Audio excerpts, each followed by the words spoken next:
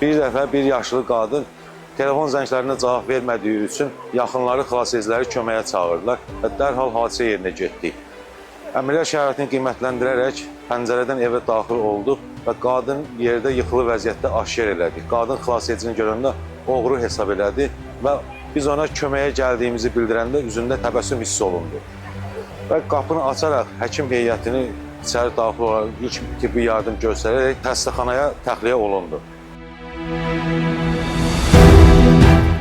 Uçqun zamanı uçqun altından azyaşlı körpəni xilas edərək, yaxınlar valideynlərinə verərək, onların valideyninin xeyir duasını biz eşidəndə öz işimizlə qürur duyduq. Bizim işimiz fövqəladə hallar zamanı insanlara güvən və ümid verməkdir.